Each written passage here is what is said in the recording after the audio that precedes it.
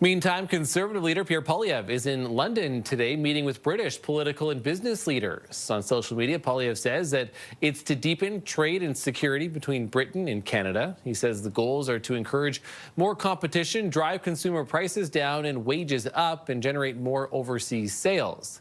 Now, he's also scheduled to attend a reception tonight for an international body promoting closer ties on trade, migration, and foreign policy between Canada, Australia, New Zealand, and the UK.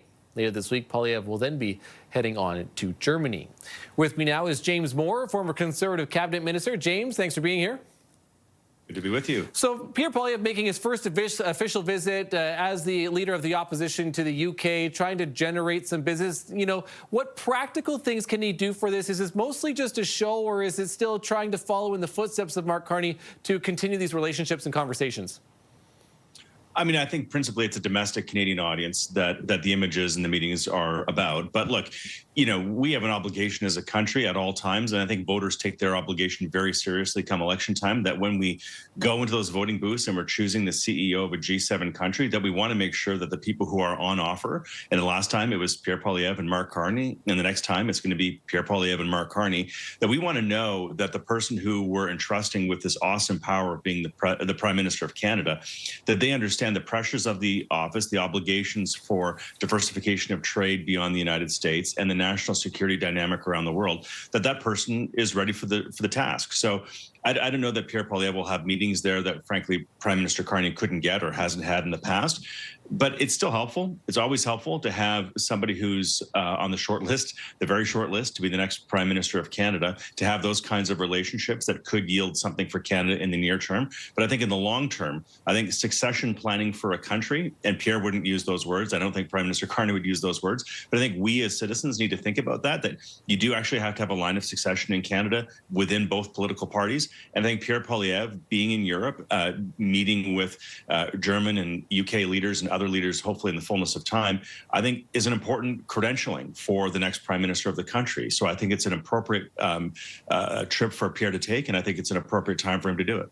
And let me just touch on that too in timing. I think is the biggest thing for part of this, given, you know, the changing nature geopolitically right across the globe too. You know, we have the conflict in the Middle East, but, you know, maybe not known as much internationally is Mr. Poilievre, at least at this point too. And so trying to establish some of those relationships, well, as you mentioned, may not necessarily meeting with the highest level of officials.